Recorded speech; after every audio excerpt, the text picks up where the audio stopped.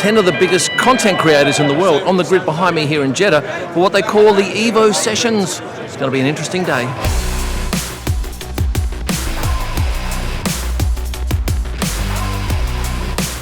It's worth noting that these content creators are just that. They're not professional race car drivers, although a lot of the Formula E drivers from last night's race have hung around today to come out and watch that. I'm not sure how many F1 drivers would be willing or even able to spend that time.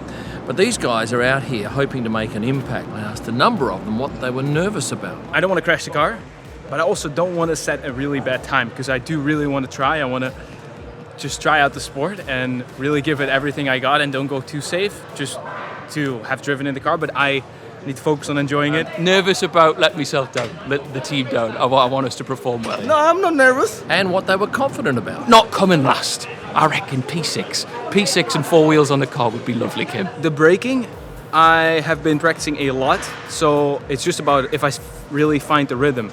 But I feel like I have the knowledge. Now I need to put it into practice. I'm with the champ, you know. I got the tips from the best.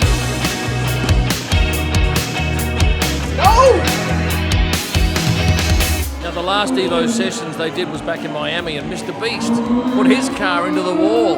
Let's see if anybody does that today. So the Evo sessions is Formula E's opportunity to take 10 of the world's most followed content creators. So we have over 300 million followers between them, to pair them with the Formula E championship teams and a driver, and to train those creators to experience firsthand what it's like to race in an electric single-seater car.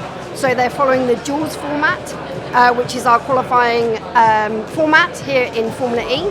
They have 15 minutes to go out and to set their best time, and then they'll go into knockout rounds, finally to crown the fastest driver and the winning team. So what training were these creators given? Well, they were all required to do a number of hours on the simulator back in England. There they were measured for their race suits, their shoes and helmets, and given a thorough brief about what it's like driving a high-powered Formula E car. Each of the 10 teams hosted a creator, one or both of the team's drivers, at the track, then spent some time with their creator, giving them tips on how to get the best out of the car and to stay safe. Now this track has lots of concrete and very little runoff areas to speak of. The format meant that every one of these creators went out for a 15-minute session. They started off doing a lap behind the safety car at low speed. The safety car then peeled off into pit lane, and the creators were asked to do the first solo lap at low power, say 60%, and then the power was increased 10 to 15% for each lap thereafter until the final lap or two, where they were permitted to use as much power as they were comfortable with.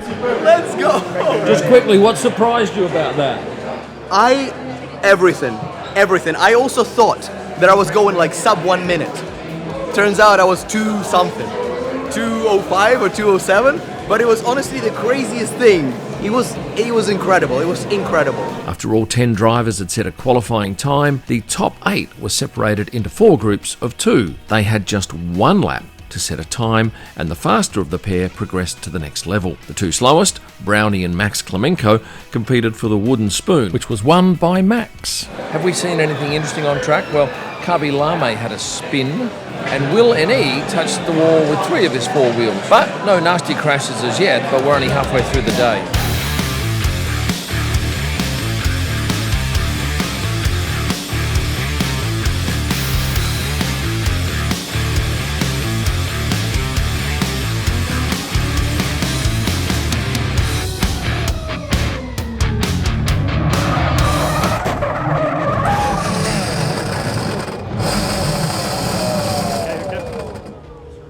Sorry about that, I don't think you'll be able to drive more.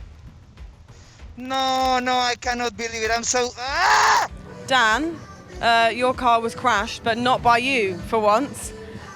I'm leaving. Who could crash your car? How does that make you feel? I heard you said it's a lot of money. Yeah, it's a sizable... You're not worried about that, you're not paying. Sizable sum. Yeah, it's not ideal, but look, I mean, I said in the live interview in there, if I could choose anyone to crash my car, it would be him. We do it sometimes, and we're paid to race, so, you know, yeah.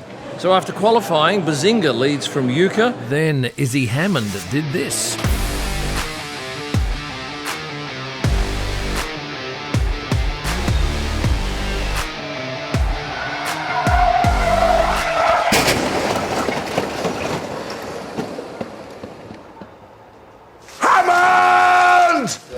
one of the two female runners, Izzy Hammond, daughter of Richard Hammond from Top Gear, has had a big shunt in the duels. 25 Gs into a concrete barrier. No Tech Pro barriers there, so it was a big hit. She entered too hot, couldn't turn the car, and came to a screaming halt. The car was pretty much a write-off. My first thought when I was sat in that wall was, oh my God, everyone's watching, my dad's watching, he's going to cry or something. Can someone just tell him that I'm okay? She was taken to the medical centre next to pit entry, and 20 minutes later, she was back at Lola on the phone to friends and family, letting them know that she was okay. I saw the wall coming and I knew I was going to enter it at speed. Then she joined us in the lounge, where she was pretty cool about the whole thing. This impact here, I'm not even talking from experience, I've never had one like this, but it can actually be very, very, very painful, and really thankful that Izzy walked out of that one. Now, if you're wondering who pays for the damage, and believe me, it was an expensive crash, Formula E foots that bill. But the story's gone worldwide due to Izzy's famous dad, Richard Hammond, of course, who was a Top Gear presenter, who has form when it comes to crashes. And that's what many of the comments were about in my Instagram posts, particularly, the apple doesn't fall far from the tree. Lots of people were saying, why let creators into these high-powered cars? Well, the marketing value was huge. Would F1 ever allow this? I doubt it. Cars are far too powerful, too expensive, but if they ever did it, they'd be assured of getting the very best influencers with the biggest audiences for that. It would be huge exposure. So, who ended up winning this challenge? Across the timeline we go then for Behzingas in the DS. Penske gets into the apex. That was good. Flicks it left, flicks it right. A 1:28.633 for the DS Penske driver for Senor Frogs. 24.3 is the first sector time that we need to see for Chip. Wow, that is good. Oh, bit of snap of oversteer there. Chip has found 7/10 of a second. He's pulled out this is gonna be massive close, advantage. Is it going to be Chip as the champion, or will it be Behzingas? We come to the line to take the checkered flag, and who wins Evo Sessions 2026? It's Chip who does it by 4/10 of a second. But Chip becomes the 2026 Formula E Evo Sessions champion. Cal Frazee and the reigning Senor Frogs also down there, Arthur TV. And Behzingas as well, the man who he just beat a couple of moments ago. Then it was out to the paddock where there was a podium set up for the quickest three drivers, with Behzingas welcoming up to the top step the burnt Chip driving for the Jaguar Formula E team. But it has been a fascinating day of racing here with Formula E. And before I go, could you please hit the like button? For those not subscribed, sort that out as well. Thanks for watching. And stay passionate.